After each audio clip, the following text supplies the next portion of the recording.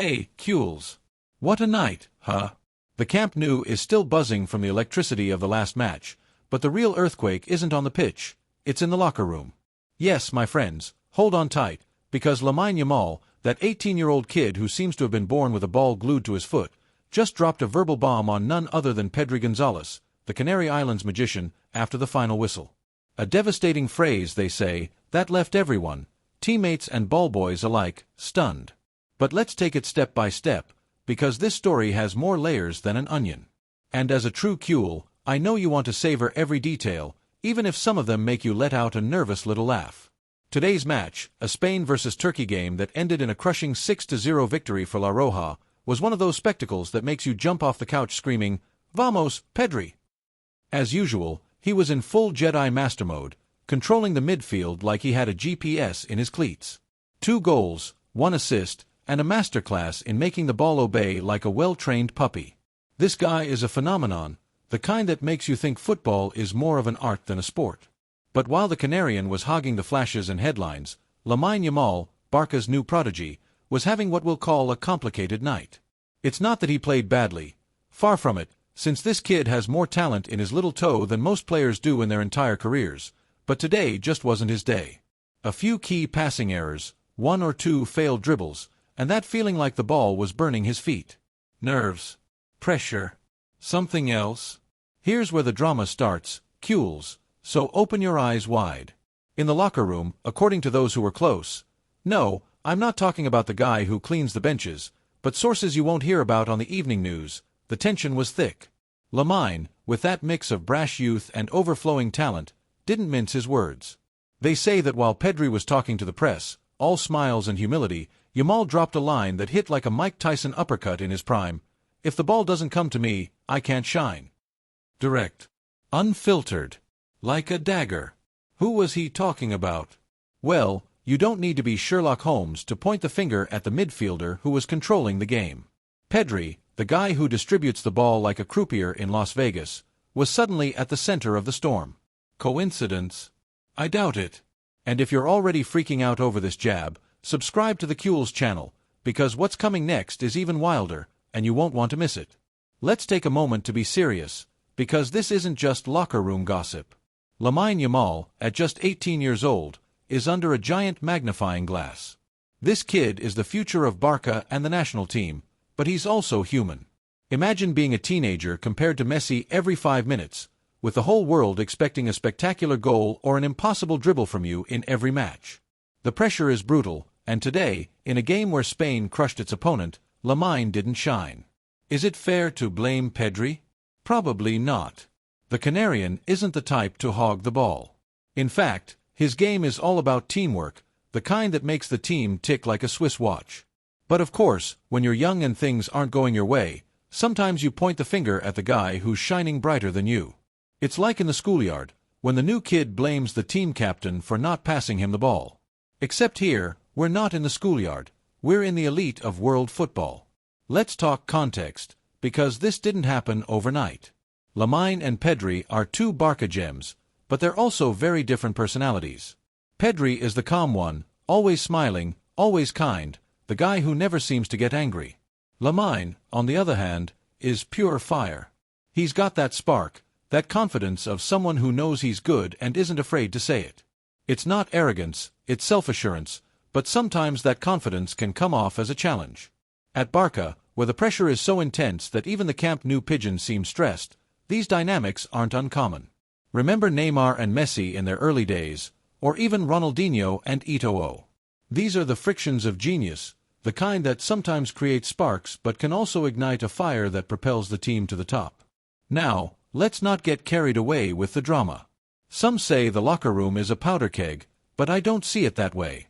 It's more like one of those tensions that come with a team's growth. Lamine has every right to be frustrated, and Pedri, with his experience, mind you, he's only 22 but acts like he's 32, knows not to take it personally. In fact, according to rumors, Pedri responded with a laugh and a "Tranquilo, pequeño, el balón te llegará, relax, kid, the ball will come to you." Pure class, as always. But what does Hansi Flick, the boss, think? Because the German isn't the type to stay quiet when there's noise in the locker room.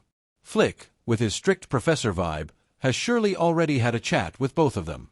The man is a strategist and knows that Lamine and Pedri in harmony are the key to Barça ruling Europe again. Speaking of Flick, let's give him a round of applause. The coach has managed this team full of young talents like a lion tamer. Lamine, Pedri, GAVI, Barça. It's like Barça opened a daycare for prodigies, but managing so many egos, so much hunger for glory, isn't easy. Flick has made it clear he wants a united team, and this friction between Lamine and Pedri could be an opportunity to lay down some ground rules, have a conversation, share a few laughs, and move forward.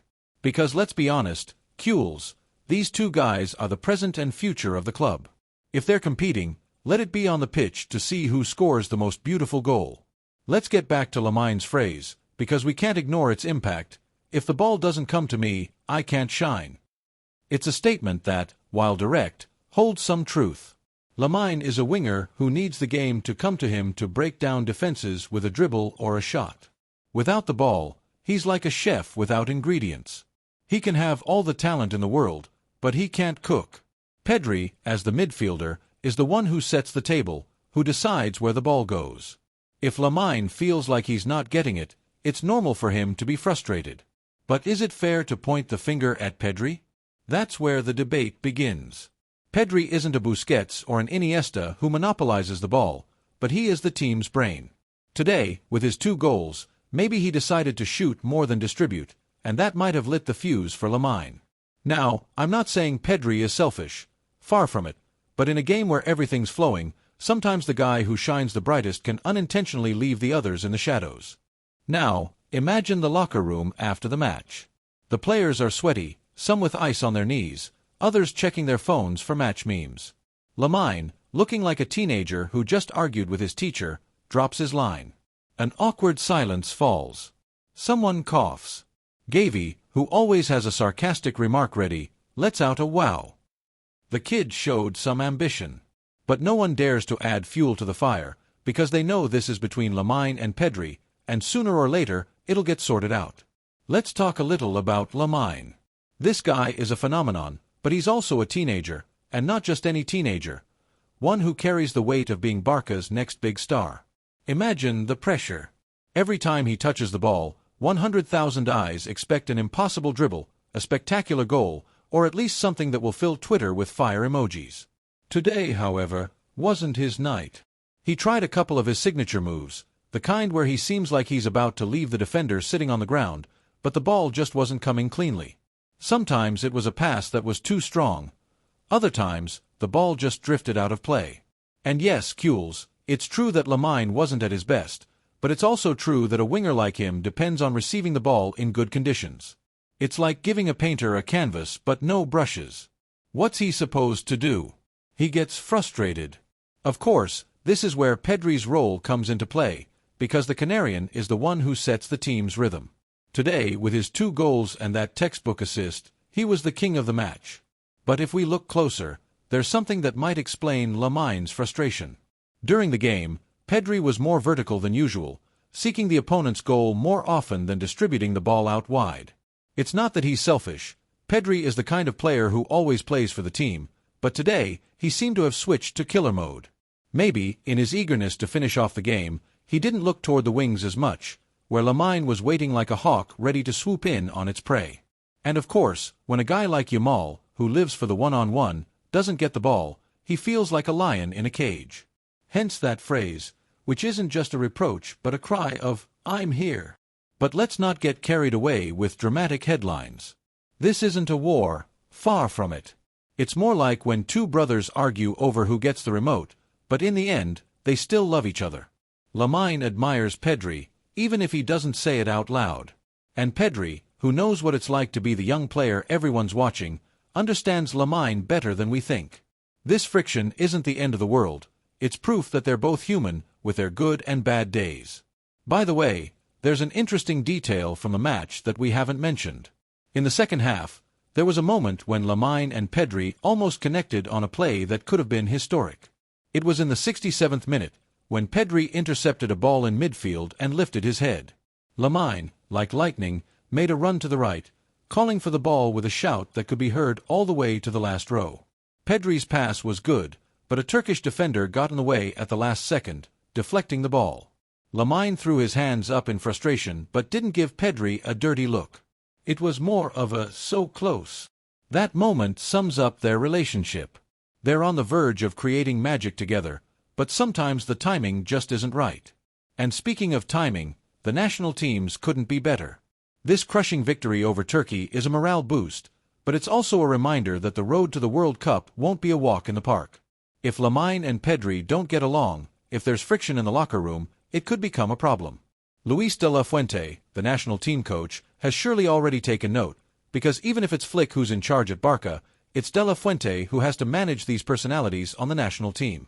And it's not easy, because Lamine is like a race car, fast, brilliant, but in need of a good driver to guide him.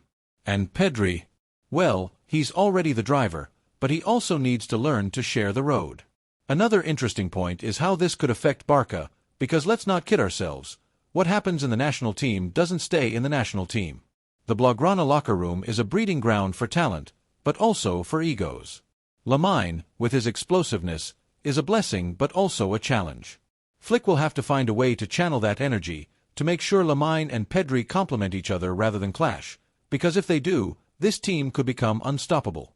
Imagine a match where Pedri delivers a pinpoint pass and Lamine turns it into a goal that shakes the Camp Nou. That's the Cule dream, and it's closer than we think. Now, it's not all drama. We've got to put a little humor into this, or we'll end up more stressed than a goalkeeper during a penalty shootout. Imagine Lamine dribbling past 3 defenders and looking at Pedri, saying, "Pass it to me, crack, today I'm destroying them." And Pedri, with his smile, returns a pass so precise it looks like it was drawn with a ruler. That's the magic of football, Cules. The friction, the devastating phrases, it's all part of the show, but in the end, what matters is what happens on the pitch, and both Lamine and Pedri have a lot to say there. By the way, speaking of penalties, we can't forget that moment when Lamine missed one against the Netherlands.